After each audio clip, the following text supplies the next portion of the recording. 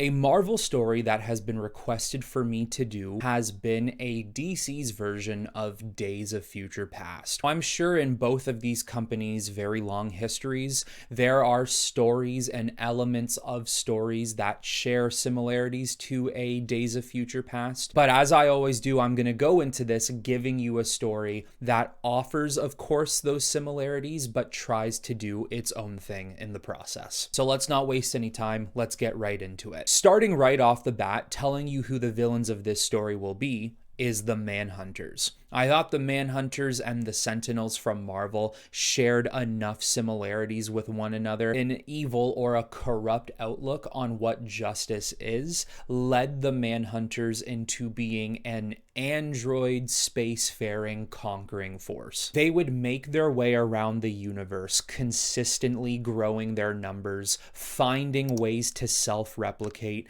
and even utilizing power and technology from civilizations they destroyed and incorporating it into themselves to make them more powerful. One of the bigger things they accomplish pretty early on is the destruction of Oa, a majority of Green Lanterns, and the defeat of the Owens themselves. The Manhunters also utilize Green Lantern rings, so they are on another level of power at this point in time, and they haven't even reached the pinnacle of what they can become. Eventually, they make their way towards Earth, and in doing so, they eliminate a vast majority of metahumans, whether they be heroes or villains. It's all fair game. Sometimes they choose not to kill metahumans if they can control it, and they captivate them. That way they can conduct tests on them to see what powers makes each one of these people different, and if they can even utilize it for themselves to become even stronger Manhunters,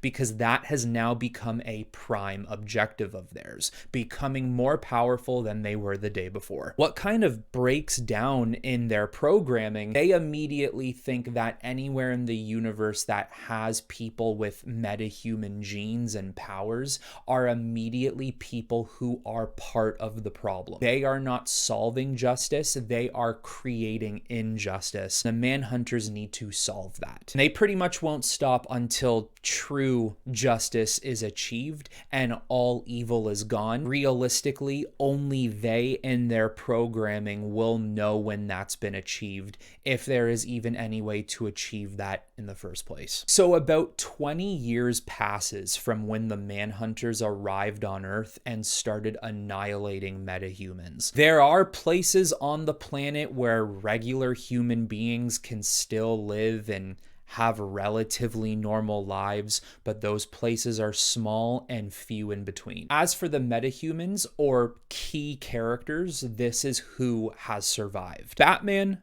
Black Alice, Plastic Man, Firestorm, Supergirl, Martian Manhunter, Black Adam, and Vandal Savage. There are a couple of other characters who are probably still alive with them, but I do want to give you this kind of sense or idea of who would still be alive. During this time of their operations, trying to consistently find ways to stop the Manhunters, if even there are ways that they could maybe save the world, they do figure out that there is a particular metahuman on Earth that the Manhunters are trying to find. That particular metahuman is Black Alice. Her abilities to steal powers, and even though being magical abilities, not any ordinary metahuman gene, they do believe that with enough testing, they can then extract the powers of many other characters, magic and metahuman included. They need to find a way to save her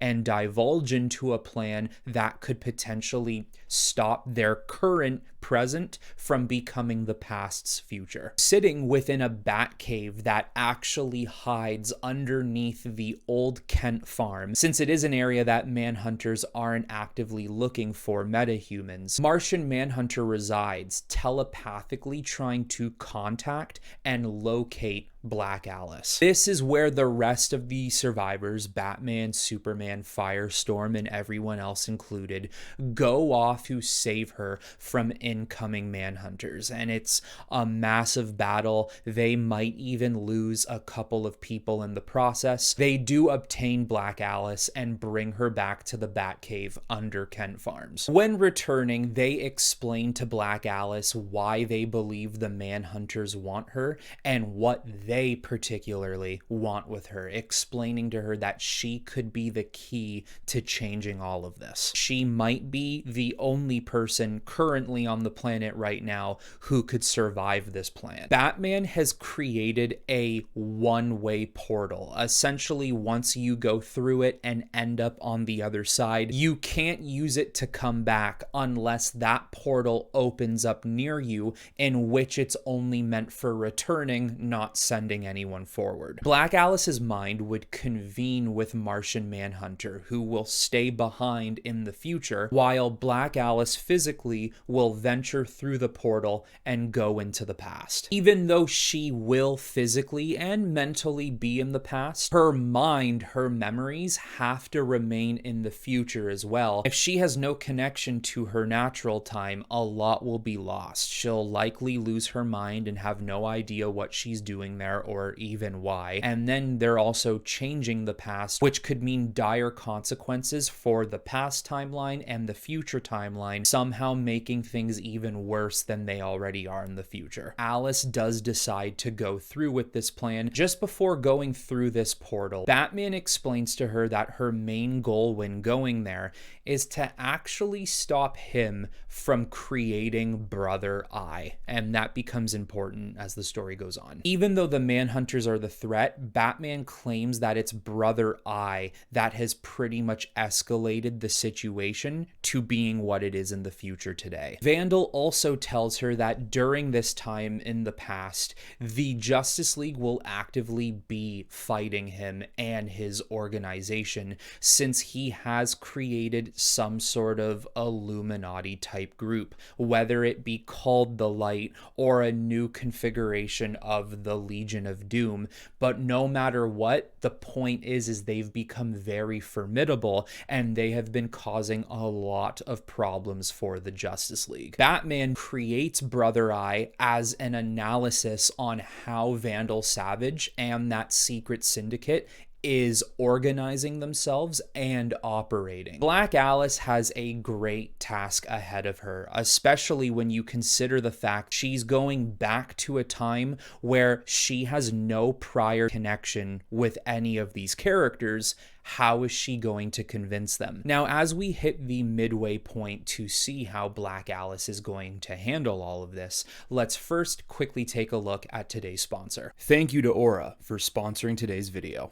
The year of 2024 saw a number of high-profile data breaches, which raises a lot of concern for your own personal information and security. And a lot of these breaches come from companies and sites you wouldn't think your personal information would be at risk, such as Dell or Ticketmaster. With that comes the largest of them all, National Public Data, announcing that 3 billion records used for background checks, which consisted of addresses, phone numbers, and most disturbingly, SIN numbers, were breached. So if your personal information is kept online and at the very least on sites like this, I'd say it's time to take your online security seriously. And that's why I feel secure using Aura, today's sponsor. Aura monitors all personal data, ensuring that it's not being used on sketchy sites, the dark web, or used for identity theft and fraud. They also provide up to $5 million in identity theft insurance just in case the worst happens. Aura also offers a variety of other functions and features to help you feel more secured. Stuff like real-time data breaches, VPNs for safer and secure browsing, and even a password manager that helps you store all your strong passwords for extra safety and much more. I'm not leaving myself vulnerable to data breaches, and if you don't want to either, head to aura.com/Tyrell to try 2 weeks for free. that will be enough time for Aura to figure out if any of your personal data has been exposed. Stepping through the portal and arriving 20 years earlier, she barely even understands her surroundings. She's never really seen the sun during the day. She's never seen the grass look so green and the trees be so filled with life. But she has no time to take in the scenery. There's only a couple of days left before the timeline becomes irreversible. She needs to find a way to contact the Justice League. She is located right by Kent Farm to where she was sent back. So she goes to the house, no one's home, finds a way to break in, and tries to find ways to contact Superman in a way, or at the very least search the internet to see when the last place and time that the Justice League was located. But luckily for her, her questions are answered when the Kents do return home and spot her kind of rifling through their house. She does explain to them why she's there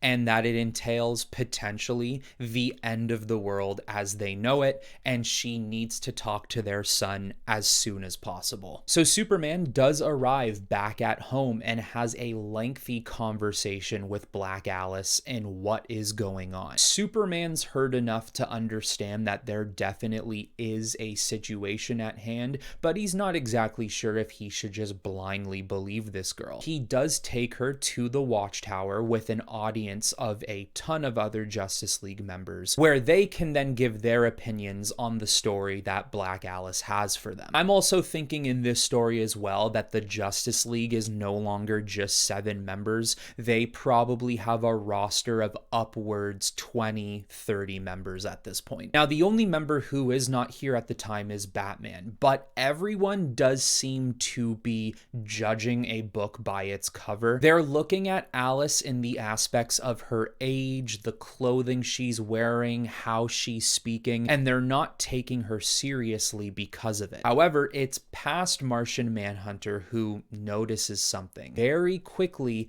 convenes with future Martian Manhunter, but it is enough for the past Martian Manhunter to realize, I basically very quickly saw myself in a dystopian future. We should take her claims seriously. Alice does come up with an idea. She realizes that this world is surrounded by tons of superheroes, which means this particular character must be around. Surviving the apocalypse of the Manhunters, she was briefly looked after by Rachel Roth, who one day in the future did sacrifice herself to save Alice from being killed. She realizes that Raven has a precognition. She is a psychic in her own right. If you can get her to the Watchtower and have her peer into my brain, she will tell you right now that every word that's come out of my mouth is true.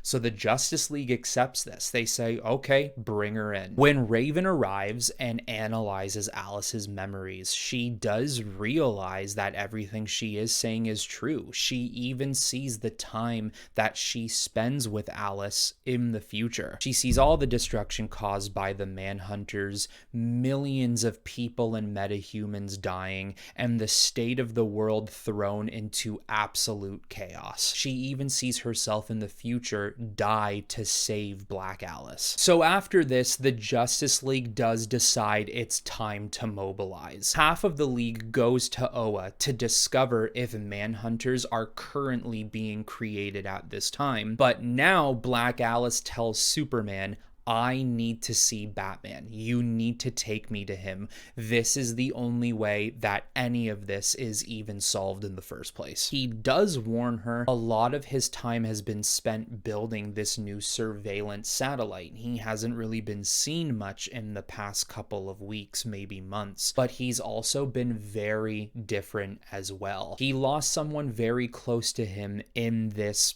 kind of a war against Vandal Savage's secret syndicate. When arriving at the Batcave and pretty much explaining every vivid detail to him, even the fact that it is evidently true from Superman, Batman does not take the claim as seriously as he probably should. In fact, one of the things that he even says would be, that happened in their world, not ours. We won't make those mistakes. Batman's stubbornness is keeping him from seeing reason. After after arguing, trying to get Batman to stop the Brother Eye project, what you end up finding out and why he's so keen on keeping it going, Batman sent in a Robin or a Batgirl, perhaps a Stephanie Brown, a Tim Drake, Cassandra Cain, hell, you could even make it Damian Wayne. On a mission that was supposed to be simple, they ended up getting ambushed by Vandal Savage's secret organization and getting killed in the process.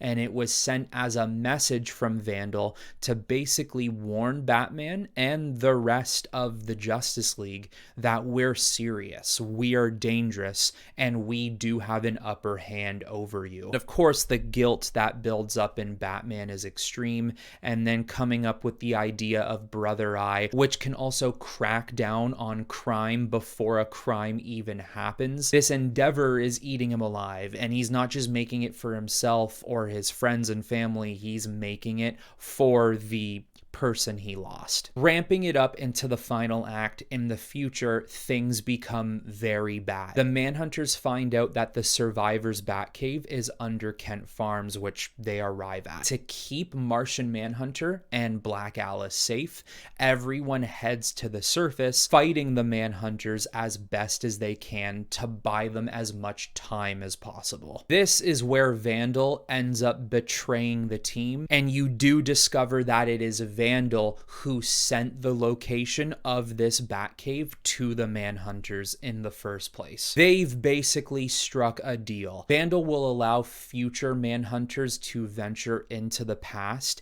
collecting even more metahumans that they can test on for new powers to implement into their technology. Future Vandal will be able to return to the past to keep his syndicate intact and be able to run it the way he wants to in the future that the Manhunters have created. Even hoping that there can even be future alliances where Vandal might even be able to take over the Manhunters himself. This is around the same time that Green Lantern and the rest of some of the Justice League with him do some investigating on and around Oa, where they do discover Manhunters are being created by a rogue Owen, of course, by the name of Krona. While they enter a fight with him and try to stop or stall the creation of the Manhunters. In the future, Manhunters break into the Batcave, and characters like Plastic Man, Supergirl, and Firestorm are trying to keep them away from the portals as much as they possibly can. Vandal ends up getting towards the portals and reconfigures them so that two portals now open, one inside of the Batcave and one where Green Lantern and the rest of the League is fighting Krona, creating Manhunters in the first place. The plan would be for the future Manhunters to arrive where the original Manhunters are being created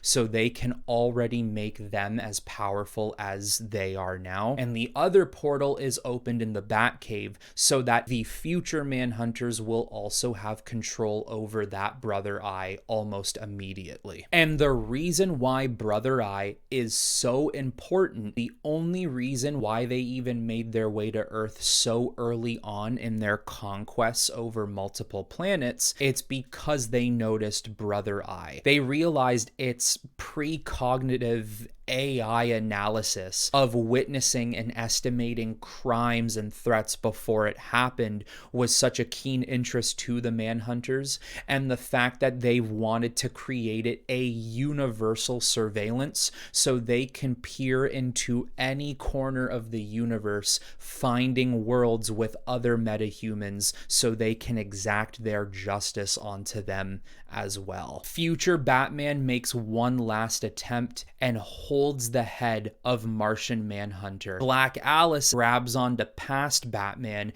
and speaks to him the words that future Batman is speaking through to her. Saying stuff about the death of the Robin or the Batgirl was not his fault. Everything he's doing here, creating Brother Eye, will be the downfall of everything he's fought to become and everything he believes in. Don't let your parents' legacy be you dooming the world to the Manhunters. It clicks into past Batman and he's like, Okay, you're right, I'll do it. When Batman destroys Brother Eye, the Batcave comes down on them. Black Alice uses some crazy magical abilities to keep all three of them safe, and the future they were about to have is completely vanished. However, as this comes to an end and they basically save their future and the planet, Alice immediately suffers from extreme memory loss. She is existing in a time and a place she shouldn't be in. She is misplaced,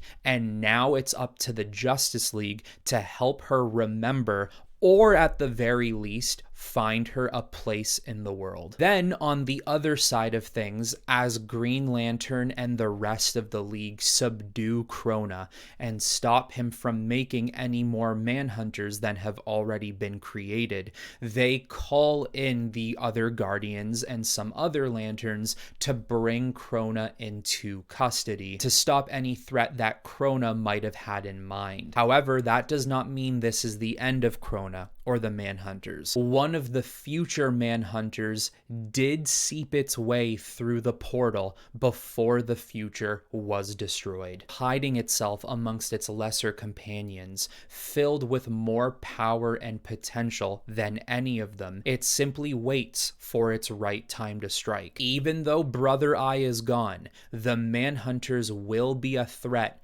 to someone at some time. So there it is, a DC's version of Days of Future Past. Of course, when I go through these stories, I'm just giving you summaries. If this were to be made in an actual comic or some sort of other medium, there would be so many other details we would go into, and there would be so many other plot points we would be venturing into as well. I'll let you guys fill in those particular blanks for yourselves, and you let me know in the comments below what you thought of this story. That is all I have for you on this video, everyone. I hope you all enjoyed it, and until the next time, I will talk to you all very soon.